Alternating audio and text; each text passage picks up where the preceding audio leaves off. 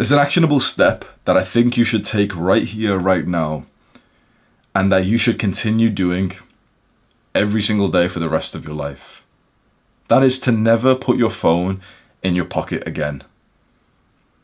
There was a book written by an entrepreneur that you may have known of. His name's Tim Ferriss. He wrote The 4-Hour Workweek.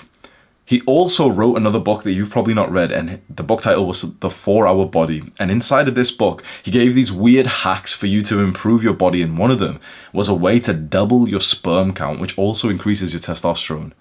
And it was by not keeping your phone in your pocket.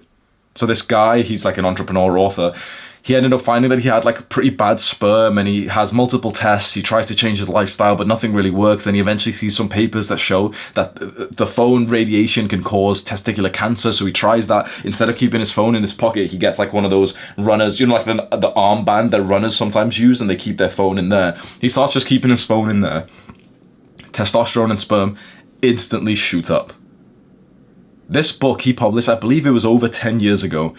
I read it years ago and I thought, oh, whatever, that, you know, that's not that important. I doubt it anyway, like, because I've heard that phone radiation, EMFs, 4G, 5G, I've heard those things are completely fine. Did you remember maybe a few years ago there was loads of people talking about whether or not 4G or 5G was unhealthy, you know, like the cellular service of 5G that came out, and there was a debate and people were saying, oh yeah, it is unhealthy. Some people were saying, no, it's absolutely fine, look at the data and stuff. This guy who published this book 10 years ago, I believe more than 10 years, he was absolutely right. And only now some scientists are actually beginning to talk about this. I'm surprised, right? Andrew Huberman's made an episode on this and literally no one talks about it. Keeping your phone in your pocket literally destroys your testosterone and your sperm, and I'm surprised that no one else in the space of like masculinity self-improvement even knows about this just yet. I'll link it below just so you know it's based on his credibility and not mine, as I'm not a scientist or anything, but I'm just listening to what more intelligent, educated guys are saying. And now, because usually these types of researchers and scientists, they're usually quite modest, aren't they? They usually would say like, oh yeah, this paper kind of shows like something like this, but we need more research. But when there's a scientist that a lot of people like, Andrew Huberman, he's very credible, when he's literally made this video saying that he doesn't keep his phone in his pocket and he never will. He keeps his phone switched off for most of the time because of the fear of the radiation that comes from it. And then here's us. But I literally thought this today. I hope she's not watching this video. But a girl that I dated, she used to keep her phone underneath her pillow at night time. She was probably cheating or something, right? Like, you know, obviously I'd sleep next to her. And she used to literally keep her phone underneath the pillow. Bro, the amount of radiation she must have got, she must have lost so many brain cells. But yeah, like your phone, Wi-Fi, Bluetooth, 4G, 5G, the cellular service, these emit like, you know, little radio frequencies that actually harm your health. It's been a debate for the last like decade or so, and everyone's on either side saying that, oh yeah, it's really unhealthy, we need to get away from the 5G towers and everything. And then all the smart guys saying like, no, look, the radiation's only 0.12% and, you know, it can be okay. The thing is, I don't think humans or animals are supposed to have any kind of radio frequency coming. If you imagine the caveman times, there was no satellite dishes in the sky back then. There was no Wi-Fi or 4G. So we didn't know. These are modern inventions for the last 100 years. And we're seeing huge spikes of testicular cancer, of infertility. And this is probably a part of it. Well, it's not probably, like, we have the research now. It is a part of it. So this is such an easy, like, quick, practical step that you can start today, but you probably do have some limiting beliefs. What are they? First question you're asking is, if I don't keep my phone in my pocket, where do I keep it? Personally, this is exactly what I do. I just hold my phone like this. Like, literally, wherever I am, my phone's just like this. Like, so if I'm walking somewhere, I'll demonstrate walking for you. I'm just holding my phone like this. If I'm in the gym, I'm still holding my phone like this, but then when I'm actually doing the set, I'll put it down on the bench or on the floor underneath me or on like the little seat there or on the side somewhere there. To be honest, I only really go to the gym, so if I'm in the car or something, then what I'll do is I won't put it. I saw a friend, so I went for a hike. This is a side note, but bro, I went for a hike a few weeks ago, and my friend who was driving, I saw him grab his phone and he literally put it like between his legs, like just over his balls, like, you know, he had the map on or something. And I literally, like, without even being weird or gay, I reached between his lap, grabbed his phone and put it to the side. I was like, you shouldn't keep it there. And we just looked at each other like it was fucking weird, that it was just inappropriate that I just like grabbed his phone between his crotch. But genuinely, that is actually a big risk for you. If you want to have children, if you just want to have healthy sperm, if you want to have healthy testosterone levels, I don't think it's wise to keep this like modern technology right there an inch away. Because really visualize this, right? Imagine if you put your phone in your pocket right now. Think about genuinely how close it is to your balls. 1 inch? With that thin piece of fabric in between.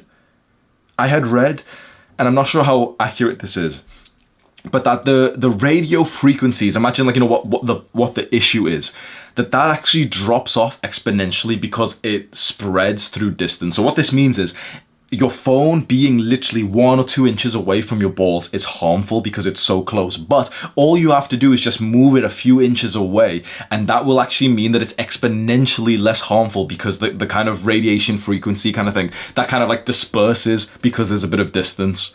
So don't keep it. Like, when we say it like this, does it seem smart to keep a piece of technology that emits some kind of radio frequency that connects to the internet and Bluetooth and cellular service 1 centimeter away from your testicles? Does that really seem smart? Now that I've asked you like this, it probably doesn't, right? So the easiest thing is literally just hold your phone like this. And I thought to myself, what if someone says, oh no, but like I live in a rough area and I might get robbed? Bro, if you live in that kind of area where you might get robbed if you're holding your phone, you would have gotten robbed if it was in your pocket anyway. It's not like there's a robber there who was going to rob you and he's like, oh yes, it's not in his pocket.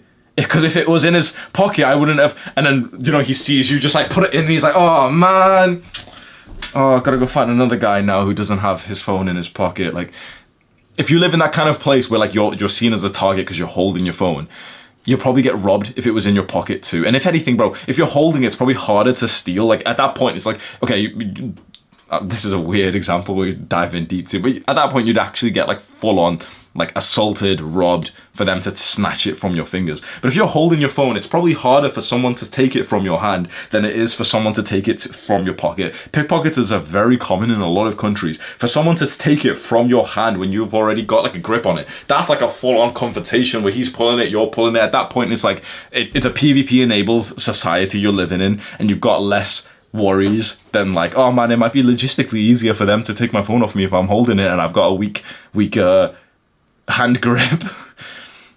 The second thing then you might say is, well,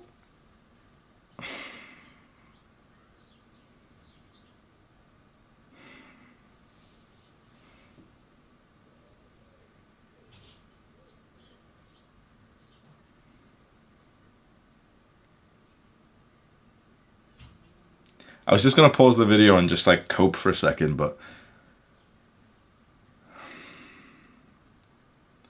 because the next reason why I can imagine most people wouldn't follow this advice, to clarify, there's a limiting belief, which is probably a very common one, which you probably have in your mind right now. Because I've mentioned you could keep your phone on airplane mode, you could turn off the Wi-Fi and stuff. And probably the number one complaint about that is like, oh, but you know, like I want to keep I don't want to put my phone on airplane mode. I want to keep it on because, you know, I might get a message, I might get this, I might get this. And it just made me think so deeply about the state of the world and the kind of lives we're living, where we're literally willing to sacrifice not only our health, but really our purpose of life to carry on the bloodline, to have children. We're willing to sacrifice that for a bit of connectivity so that we can get the message instantly instead of when we turn off airplane mode to actually use our phones. Because when I tell young people this very often, my phone's always on airplane mode. It's always on airplane mode. My computer usually is as well.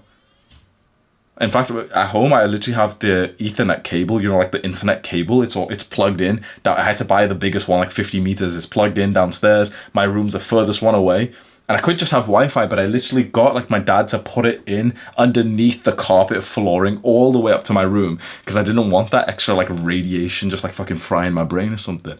Which, this seems dramatic, but for the sake of protecting your health, is it really? Can you be too dramatic in improving your health? Can you really? Like, some people say you can. Those are people who don't actually think that health should be a priority.